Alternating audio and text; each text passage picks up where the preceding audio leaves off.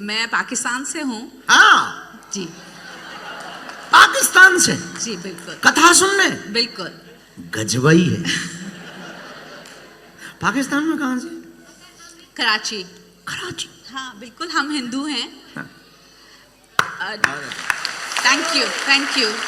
चलो आप गर्व से कहें। हाँ कहो। Thank you so much. हमारा स्वभाव है ऐसा। बहुत ज्यादा नहीं पता सनातन धर्म के लिए, लेकिन मेरा क्वेश्चन मेरे लिए ही है।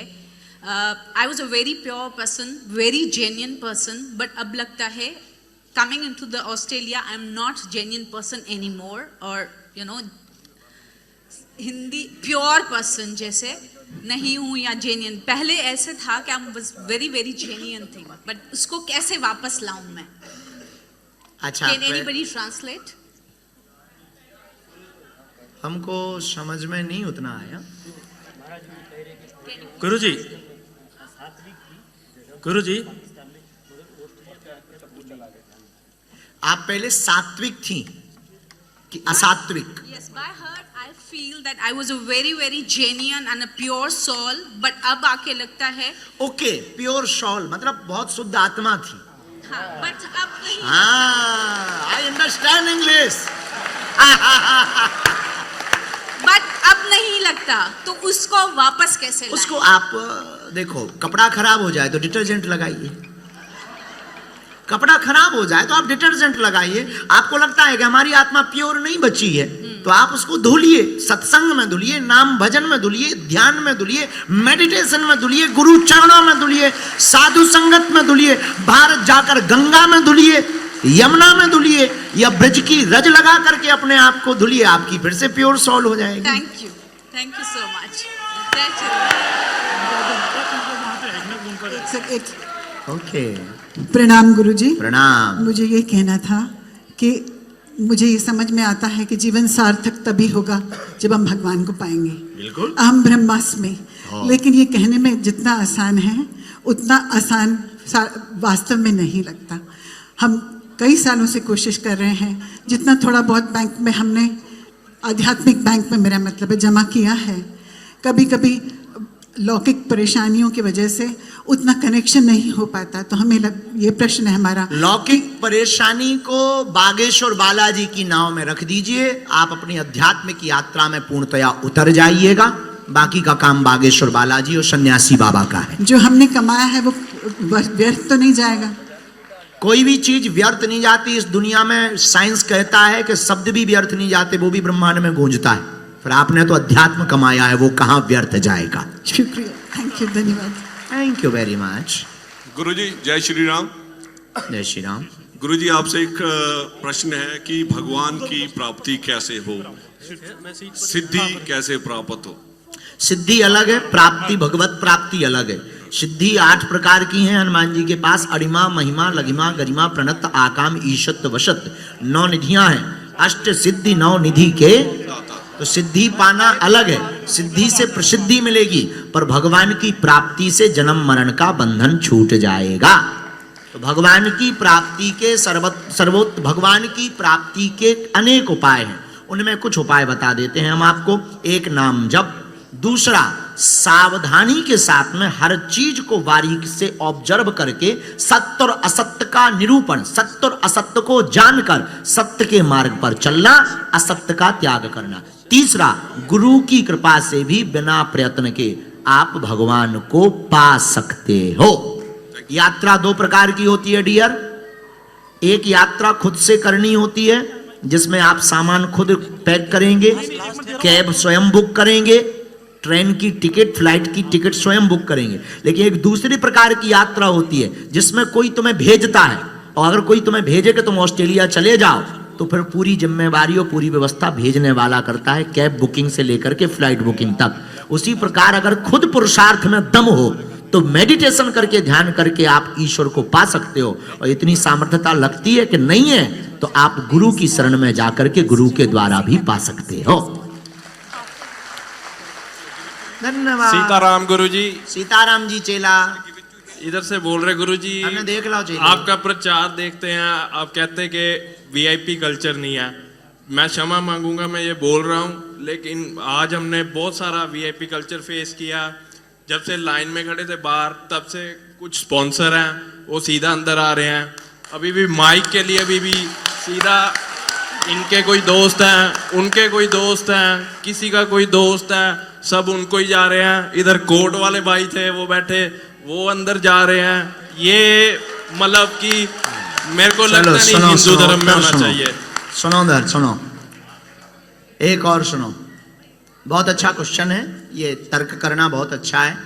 अब बाहर की व्यवस्था के बारे में हमें पता नहीं, क्योंकि हम मंच पर बैठे हैं, लेकिन हम नंबर, बहुत अच्छी जानकारी दी, पर हम नंबर 2 ये कहना चाहते हैं, जो व्यवस्थाओं में रहेगा वो अंतरंग तक आने का अधिकारी भी होगा। नहीं तो सेवा का मतलब क्या हुआ? भाई भगवान कृष्ण के साथ में सुदामा जी पढ़े तो उनके कक्ष के अंदर तक गए, क्योंकि वो पढ़ते रहे। सेवा करने वाले सेवादार ही अंदर तक नहीं जाएंगे तो जाएगा कौन? फिर सेवा ना करने वाला और सेवा करने वाला, फिर तो हो गई कि तुम मारो मजे, खर्च करें सोमा बहन, तो स्पॉन्सर करें सोमा बहन, और गुरुजी रुके चंगीलाल के घर। तो चंगीलाल तो कहेगा ये बढ़िया है ना, 2 रुपया लगे ना, गुरुजी को बुलाना पड़ा, जय बजरंग बली की। तो कुछ सेवा वाले करने वाले को, पर हाँ लाइन वीआईपी नहीं होनी चाहिए, लाइन वीआईपी नहीं होनी चाहिए, मंच पर वीआईपी नहीं आना चाहिए। तो बहन के अलावा कोई दूसरा आ नहीं रहा है, तो हमें लगता है कि उचित है, पर बाहर का हमें पता नहीं, बाहर का आपका फैक्ट सही होगा, उसके लिए हम आगे आगामी कथाओं में सुधार करवाएंगे। Thank you very much. अगला लास्ट। हाँ कोई नहीं होता है, कोई नहीं होता है। यस, एक माइक और लास्ट दे दो। हाँ है कहाँ? बिल्कुल 7:24 हो गए हैं, 26 तक विराम करना है। इतने नहीं ना कर सकते व्यवस्था। किसको? गुरुजी सभी अभी व्यवस्था। हाँ दे दीजिए। बोलो। हनुमान चालीसा बोलने से वैकुंठ प्राप्ति होती है क्या? इधर आओ तुम पहले। हे वीआईपी इधर आइए, इस वीवीआईपी को आने दीजिए।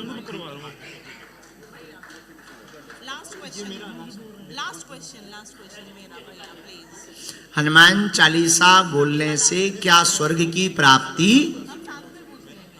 आपने ऐसा पूछा है?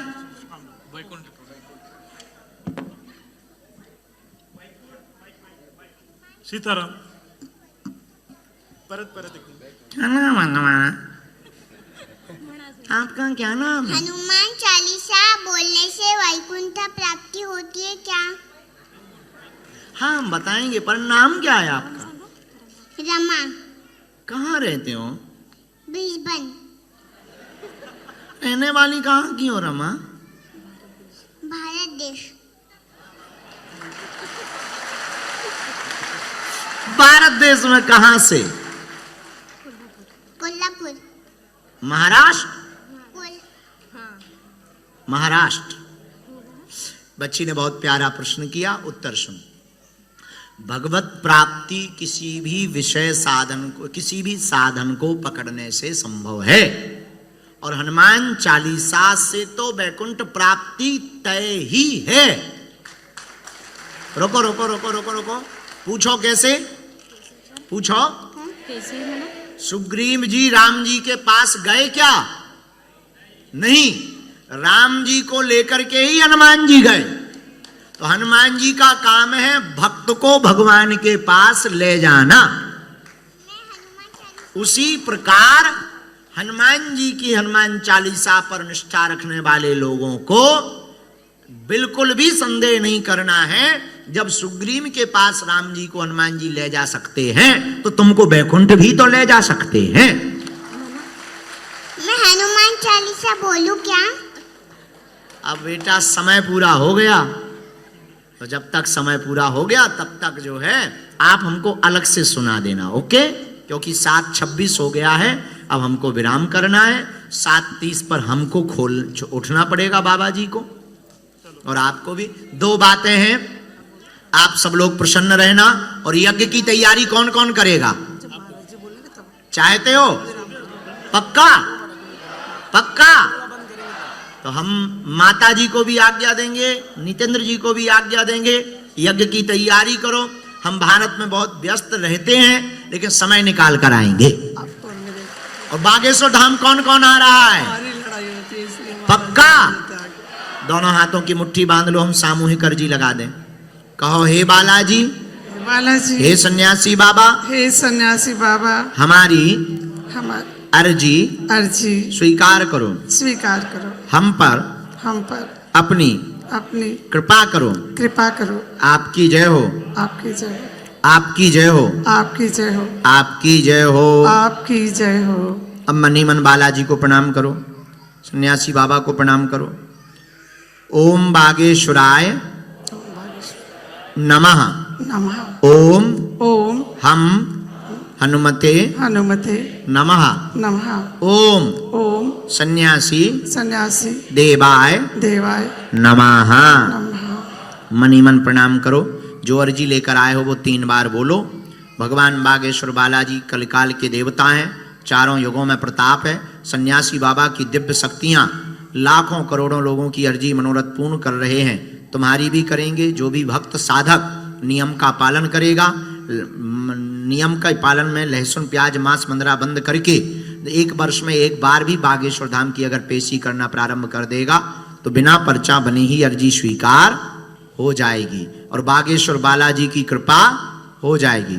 आप जो भी अर्जी लेकर आए हो मन ही मन बोलो, हम मंत्र का प्रयोग कर देते हैं। ओम ओम ओम